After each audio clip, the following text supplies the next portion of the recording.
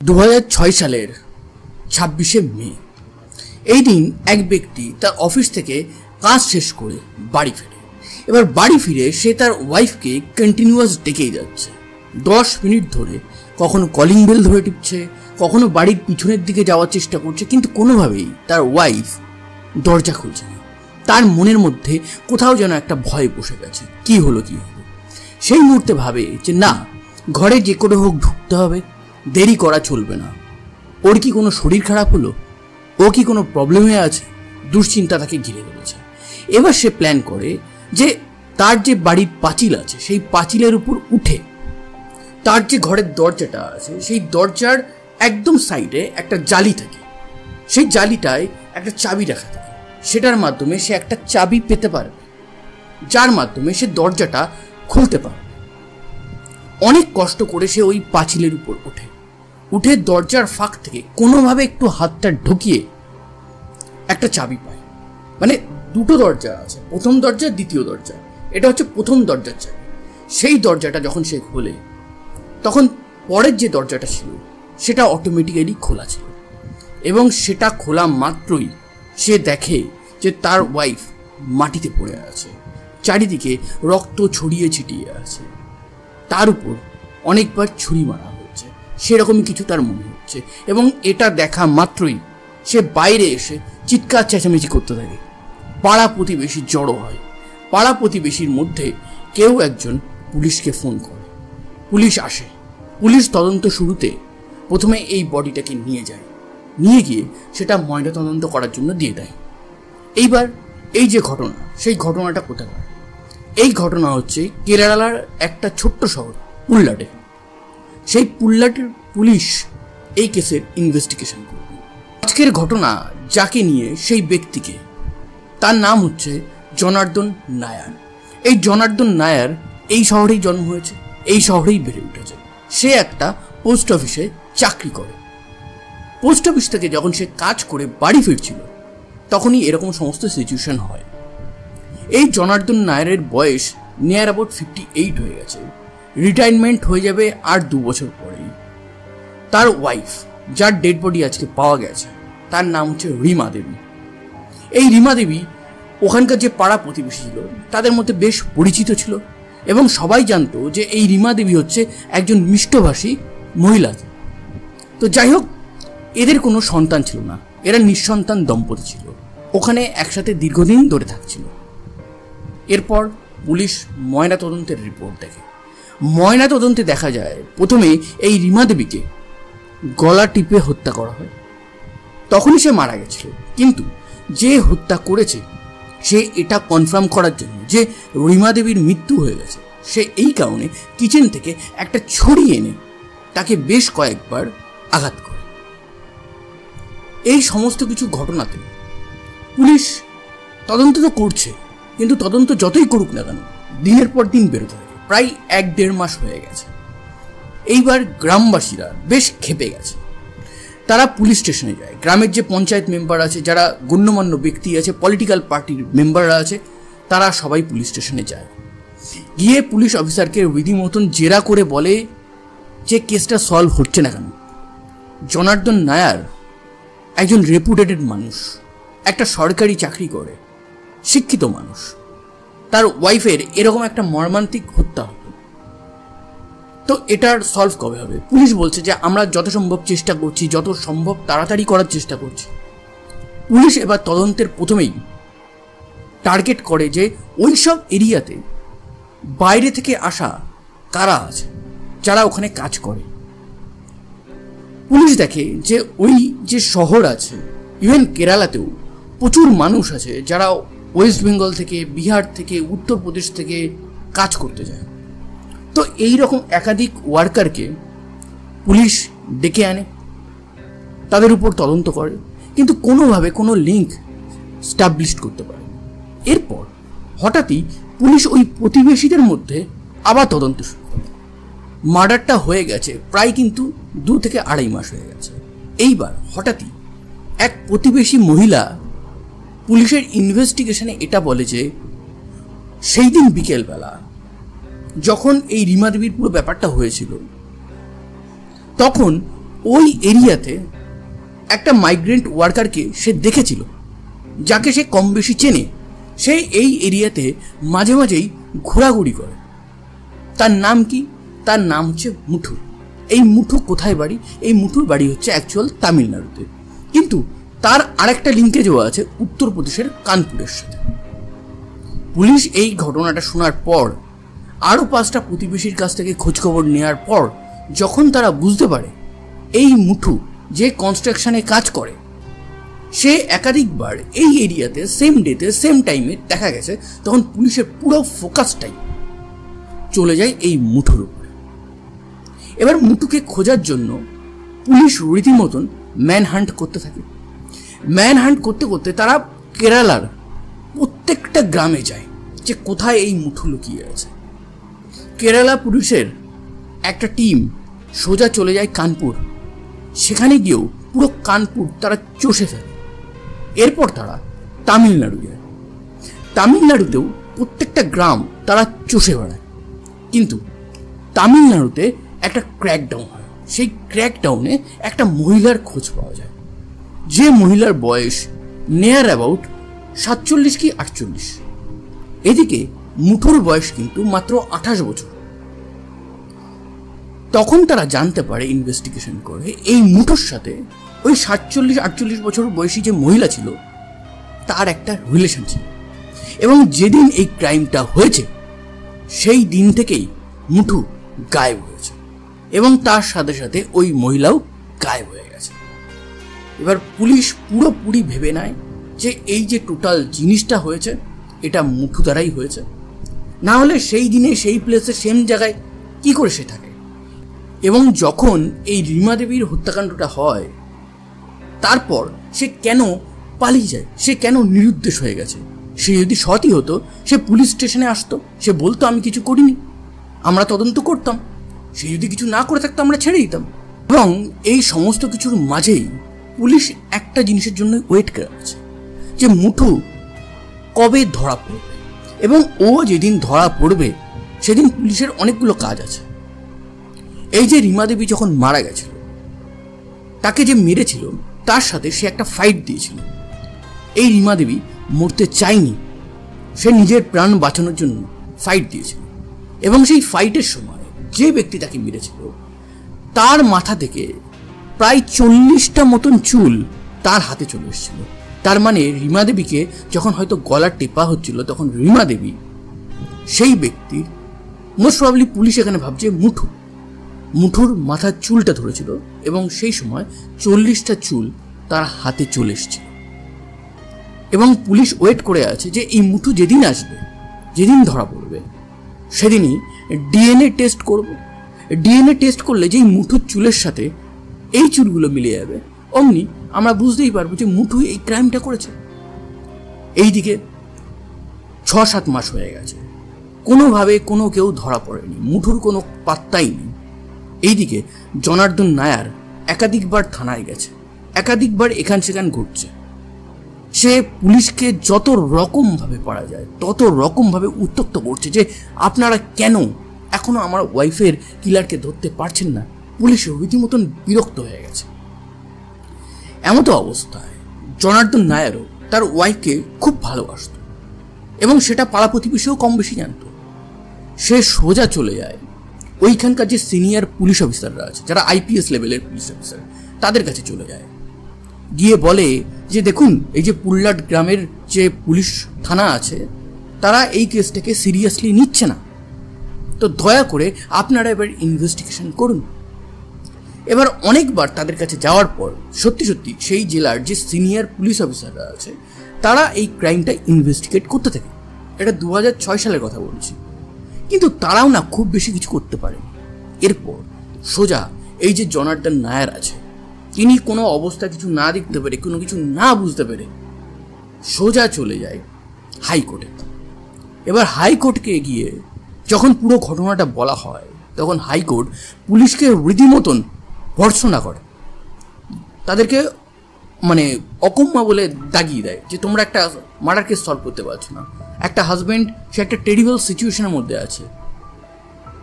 এরপর এই কেসটা তারা বলতে হাইকোর্ট ক্রাইম ব্রাঞ্চকে দিয়ে দেয়। ক্রাইম ব্রাঞ্চও তদন্ত করছে এবং ক্রাইম ব্রাঞ্চের কাছে এই কেসটা আসে 2007 সালে। 2007 সাল থেকে 2019 সাল, মানে 12 বছর কেটে যায়, কোনো কিছুর কোনো কিচ্ছু সলভ হয়নি। এর মাঝে একাধিকবার এই জনার্দন নায়ার, তার বেশ বয়স হয়ে গেছে, 58+12 ধরে নিন, কত হচ্ছে, 70-এর প্লাস বয়স হয়ে যাচ্ছে। এই বয়সে সে একাধিকবার কোর্টে গেছে, অনেকবার পুলিশ থানায় গেছে, কিন্তু বেচারা আফসোস এটাই, সে কোনোভাবে তার ওয়াইফের জন্য সে জাস্টিস আনতে পারছেই না। 2019 সালে এই কেসটা ট্রান্সফার হয়ে যায় কেরালার যে সিআইডি আছে তাদের কাছে। সিআইডিতেও 2019-এ কেসটা আসার পর খুব একটা নাড়াচাড়া হয়নি, ওই কোল্ড কেস এরকম অবস্থায় আছে। 2006 থেকে 2019, 13 বছর হয়ে গেছে।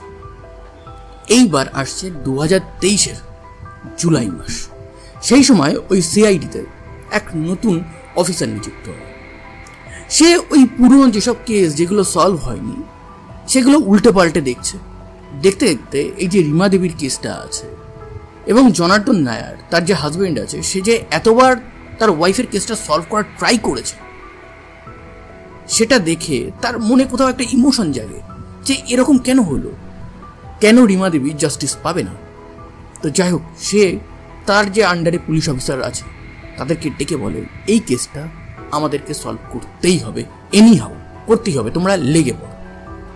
পুলিশ আবার অ্যাক্টিভলি তদন্ত করা শুরু করে, কিন্তু অ্যাক্টিভলি তদন্ত করে করবেটা কি করে? এইদিকে জনার্দন বাবুর বয়স প্রায় 74+ হয়ে গেছে, শরীরে একাধিক রোগ এসেছে, পাড়া প্রতিবেশী অনেকেই যারা আগে ওই জায়গাতে থাকতো তারা হয় কেউ মারা গেছে, নয়তো কেউ অন্য জায়গায় চলে গেছে। কেসটাকে না মানে কোনোভাবেই ঠিকঠাক করে কিছু করতেই পারছে না। এইবার তাদের আবার মনে পড়ে ওই যে মুঠু ছিল না, মুঠুর ব্যাপারে। মুঠুর কোনো খোঁজ এই 17 বছরে পুলিশ পায়নি, কিন্তু মুঠু যার সাথে পালিয়েছিল, যার সাথে একটা বয়সের গ্যাপ ছিল, 47 বছরের মহিলা, সেই মহিলার খোঁজ পুলিশ কোনোভাবে একটা পেয়ে যায়। সে থাকছিল তামিলনাড়ুতে।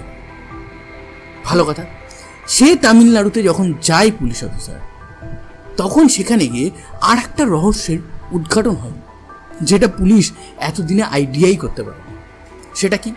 প্রথমে ওই যে মহিলা, সে বলে যে মুঠুর সাথে আমার একটা সম্পর্ক ছিল, কিন্তু মুঠুর একটা ওয়াইফও ছিল। এই কথাটা শুনেই পুলিশের একটা টিম তার ওয়াইফের কাছে যায়। মানে এটা পরে যায়, কিন্তু আমি ঘটনার সিনক্রোনাইজ করার জন্য আগে বলছি ঘটনাটা। তার ওয়াইফের কাছে যখন যায়, তখন তার ওয়াইফ বলে মুঠুকে তো আজ আমি প্রায় 20 বছর আগে ছেড়ে দিয়েছি, ওর সাথে তো আমি 2 বছর সংসার করেছি। তখন পুলিশ বলে যে কেন, ওর মধ্যে কী প্রবলেম ছিল যার জন্য ডিভোর্স দিয়ে দিয়েছো? বলে যে একটা সংসারে থাকতে গেলে অনেক রকমের প্রবলেম হয়, তো সেই কারণে, এমনিতে যে অত্যাচারী ছিল বা অন্য কোনো প্রবলেম ছিল সেরকম কোনো ব্যাপার না, কিন্তু ওর সাথে থাকা আমার পক্ষে সম্ভব ছিল না, এই কারণে ছেড়ে দিয়েছি। এইবার আসি যে ওই মহিলা কি বলে। এবার ওই মহিলা বলে যে হ্যাঁ, আমার সাথে সম্পর্ক ছিল, আমি জানতাম না যে কেরালার পুল্লাট গ্রামে কোনো কিছু হত্যাকাণ্ড হয়েছে। পুলিশ তো অলরেডি বলে দিয়েছে যে এরকম একটা হত্যাকাণ্ডে আমরা জিজ্ঞাসাবাদ করতে এসেছি রিমা দেবীর। তখন ওই মহিলা বলে আমি এই ব্যাপার জানতাম না, ওর সাথে আমার একটা সম্পর্ক ছিল, সেই সম্পর্কের জন্য আমরা দীর্ঘদিন একবার কানপুরে ছিলাম, একবার দিল্লিতে ছিলাম, একবার অন্ধ্রপ্রদেশে ছিলাম, এরকম নানান জায়গায়, এরকম জায়গায় ছিলাম। ও কাজ করতো না, তারপর আস্তে আস্তে আমাদের মধ্যে যে সম্পর্কটা সেটা দুর্বল হয়ে যায়। একদিন আমি ওর কাছ থেকে চলে আসি, এরপর ওর সাথে আমার আর কোনো কানেকশন নেই। তখন পুলিশ বলে আচ্ছা, যদি এই যে মুঠু আছে, এই মুঠু আপনাকে নিয়ে পালিয়েছে, ও কি খুন করতে পারে? এইখানে এই মহিলাও বলে যে না, মুঠুর ব্যক্তিত্ব কিন্তু সেরকম না যে ও কাউকে খুন করবে, কিন্তু উল্টে ওর একটা প্রবলেম ছিল বা আছে হয়তো এখন। সেই প্রবলেমটা কি? ওর বয়স যখন 27-28, মানে ও একটা কম বয়সে ছিল, ওর সবসময় যে শারীরিক চাহিদা, যে মানসিক চাহিদা, যে প্রেমের চাহিদা, সেটা তার বয়সী কোনো মেয়ের প্রতি ছিল না, তার ছিল তার থেকে ডবল বয়সী মহিলাদের প্রতি। এই কারণে সে ওই যে এরিয়া আছে তামিলনাড়ু যেখানে সে এখন আছে, সেইখানে একাধিক মিডিল এজড মহিলার সাথে সম্পর্ক করেছিল।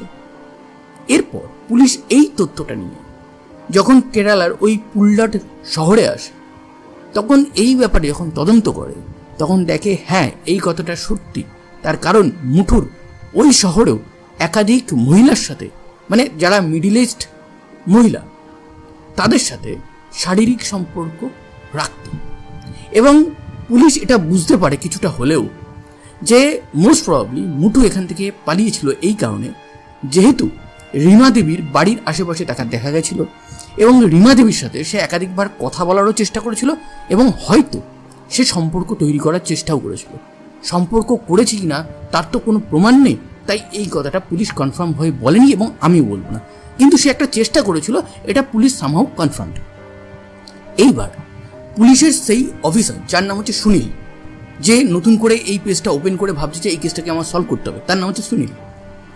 এবার সেই পুলিশ অফিসার ভাবে যে আচ্ছা, আমরা এতক্ষণ ধরে শুধুমাত্র মুঠুর দিকটা নিয়ে পুরো কেসটাকে ভাবছি, আচ্ছা মুঠুকে বাদ দিয়ে এই কেসের অন্য কোনো অ্যাঙ্গেল কি আছে, সেই দিকটা নিয়ে কি আমরা ভাবতে পারি?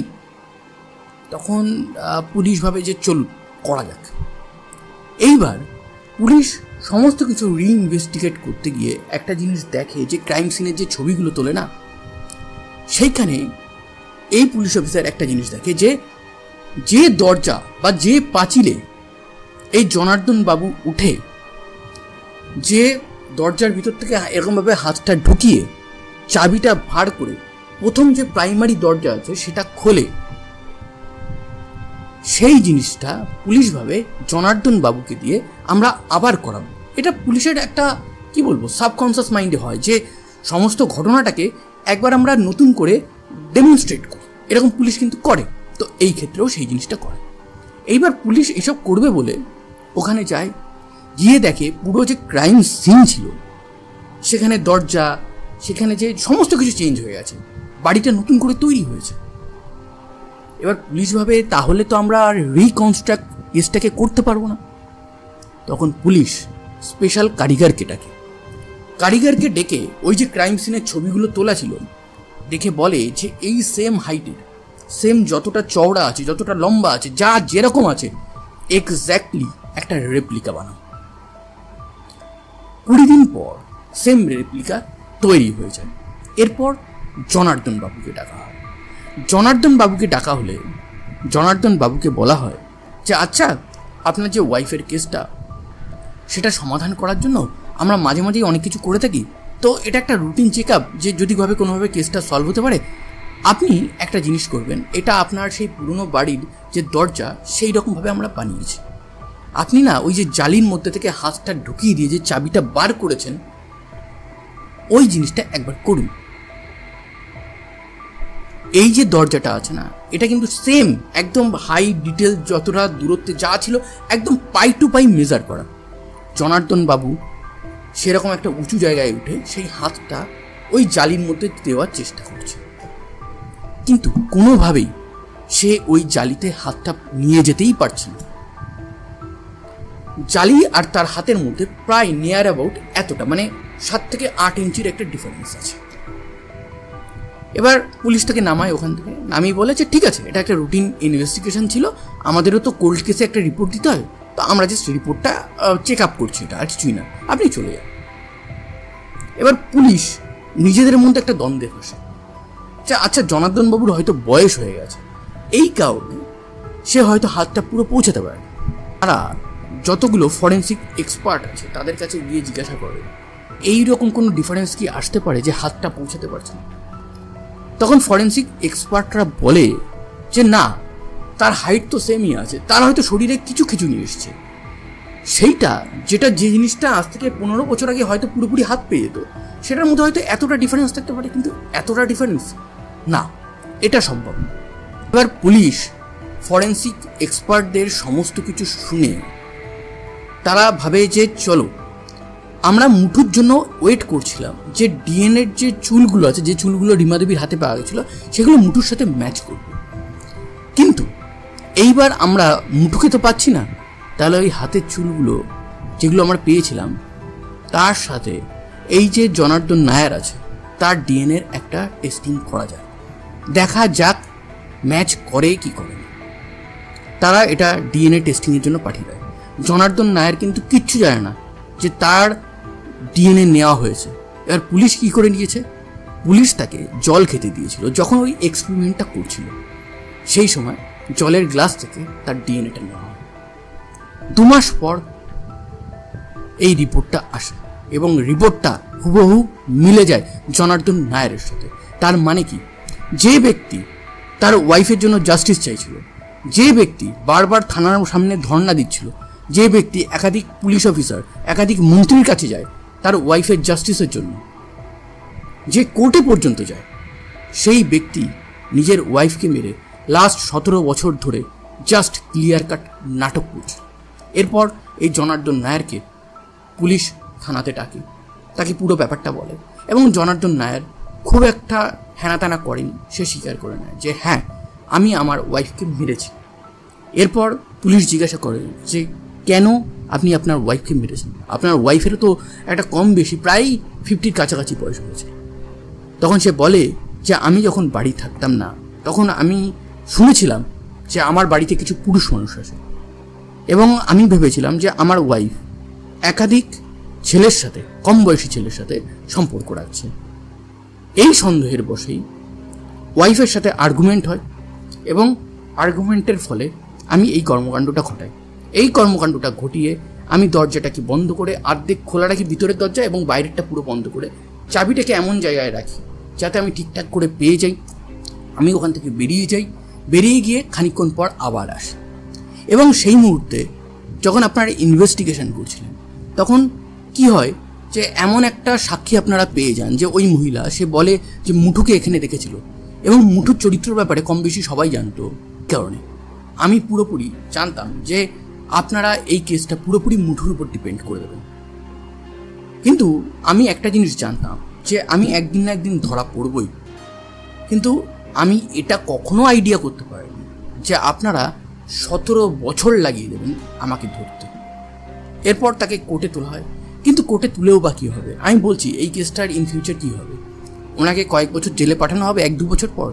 তারপর হেলথ তো ওনার তো অলরেডি বাজে আছে, হেলথের গ্রাউন্ডে ওনাকে বেল দিয়ে দেওয়া হবে, অ্যান্ড তারপর 7-8 বছর পর উনি মারা যাবেন। এটাই হবে। রিমা দেবী যে ভদ্রমহিলা মারা গেলেন সন্দেহের বশে, তার আদেও কোনো কারোর সাথে সম্পর্ক ছিল কি না সেটা আমি আপনি কেউ জানি না, সেটা হয়তো রিমা দেবী শুধু বলতে পারে। অ্যান্ড হ্যাঁ, আর একটা জিনিস যেটা বেশ রহস্যজনক, এই মুঠুকে আজ পর্যন্ত কিন্তু পাওয়া যায়নি। তো সেই হিসাবে মুঠু কোথায়, মুঠু বেঁচে গেছে কিনা, বা মুঠুর সাথে কি রিমা দেবীর কোনো সম্পর্ক আছে কিনা, ছিল কিনা, সেই ব্যাপারটা হয়তো মুঠুই বলতে পারতো, কিন্তু মুঠু নিরুদ্দেশ লাস্ট 17 বছর ধরে। যাই হোক, আজকের ভিডিওটা যদি ভালো লাগে তাহলে একটা লাইক করে দেবেন, একটা কমেন্ট করে দেবেন, বন্ধুদের গ্রুপে শেয়ার করে দেবেন। আর এরকম রহস্য, রোমাঞ্চর, সত্যি লাইফের ক্রাইম থ্রিলার পডকাস্ট দেখতে চাইলে আমার চ্যানেলটাকে সাবস্ক্রাইব করে দিন। ধন্যবাদ, আবার দেখা।